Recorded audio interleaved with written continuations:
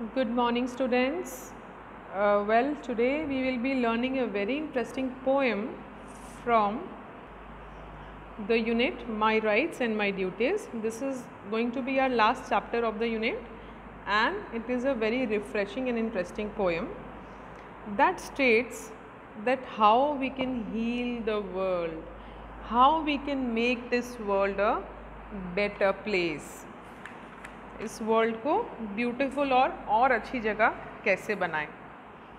So first let us deal with the difficult words. The first word is dignity. हमने भी last chapter में भी पढ़ा था डिग्निटी यानी respect. Respect and honour of a person और गिविंग रिस्पेक्ट, ऑनर और इम्पोर्टेंस टू अ पर्सन. किसी को डिग्निटी देना या डिग्निटी होना मतलब रिस्पेक्ट होना. We must treat every person with dignity. Dignity यानी respect and honour. Next word is equity. The quality of being fair and impartial, मतलब सबके साथ इक्वल बिहेव करना. The quality of being fair and impartial towards everyone, मतलब किसी को किसी specific बंदे को फेवर नहीं करना, सबको बराबर ट्रीट करना. Giving everyone what they need to be successful. The teacher showed equity towards her students by helping them based on their needs. Next word is fairness. The quality of treating others with honesty, dignity and impartiality is known as fairness. उसके जैसा ही मतलब है इसका, मतलब सबको Fairlie treat करना. Fairlie का क्या मतलब होता है students?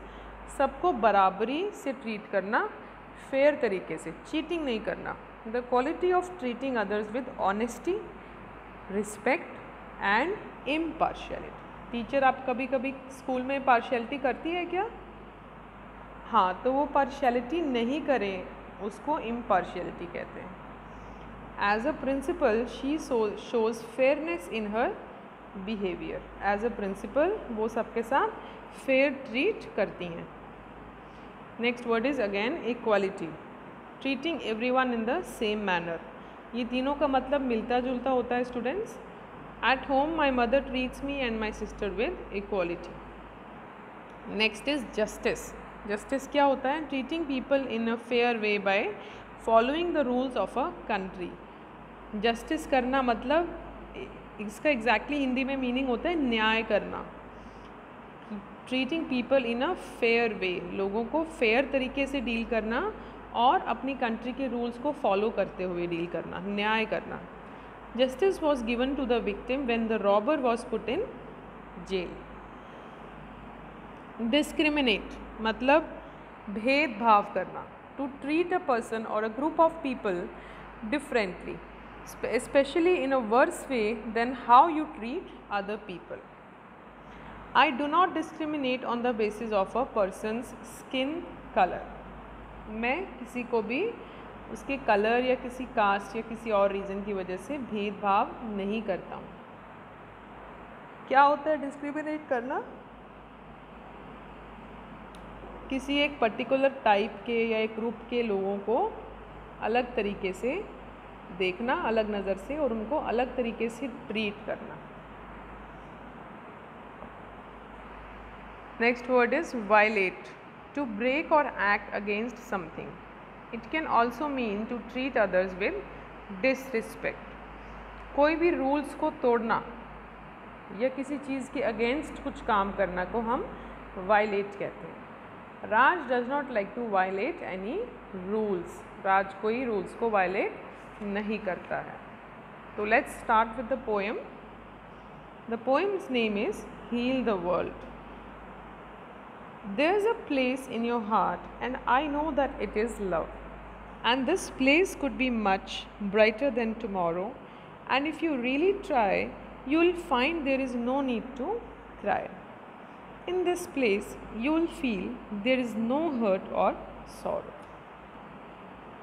So the writer of the poems wants to say कि हम सबके हार्ट में जगह होती है और उस जगह पे लव होता है.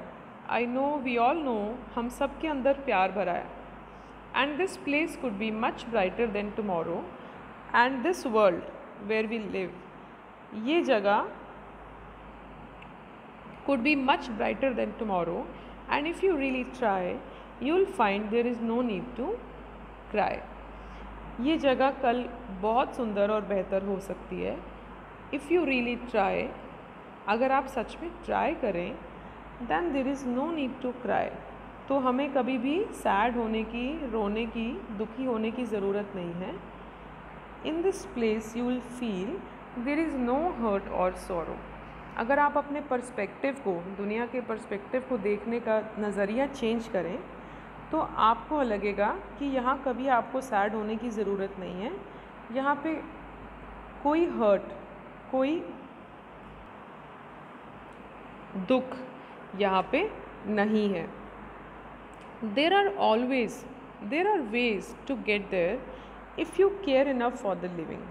Make a little space, make a better place.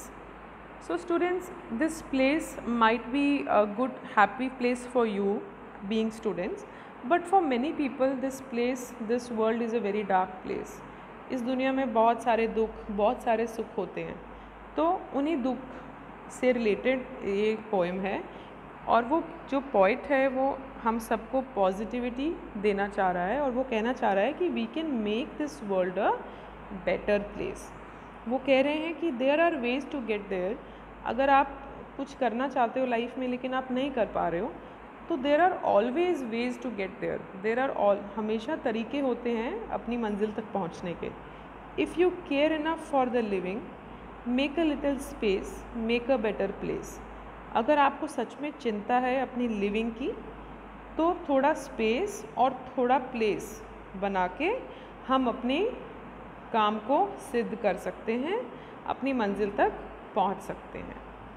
Heal the world, make it a better place for you and for me and the entire human race. There are people dying if you care enough for the living. Make it a better place for you and for me. Here the author wants to say, the poet wants to say, heal the world, make it a better place. इस world को एक better place बनाने के लिए बोल रहा है. वो बोल रहा है कि आपके लिए और मेरे लिए, ये इंटायर ह्यूमन रेस, सब सारी humanity, made be any country, western countries, eastern countries, all the countries, सब जगह के लोग, सारी ह्यूमन रेस में बहुत सारे लोग ऐसे हैं जो मर रहे हैं, कहीं भूख से, कहीं बीमारी से, बहुत सारे रीजंस की वजह से. बहुत सारे कंट्रीज़ हैं जहाँ बहुत दुख है. इवन हमारे कंट्री में भी there are so many states जहाँ पे people are not happy. If you care enough for the living, अगर आप उन सबकी चिंता करते हो as a humanity race, as a human race, then you should do something to make it a better place for you and for me. तो यहाँ से you can see a picture where kids are surrounding a small model figure of earth and trying to make it a happy place. वो हम कैसे कर सकते हैं? Fulfill your duties, know your rights. हमें अपने rights पता होने चाहिए और अपनी duties निभाने का पता होना चाहिए. Fundamental duties. It is every Indian's duty to follow the constitution and give others their rights. So students, since you are growing up, अब आप छोटे नहीं हो, you should know कि हमारे क्या rights हैं constitution में and how we can make this world a better place. Okay, it was an interesting poem and hope you understood it nicely. So I will see you in the next unit. Till then, happy learning.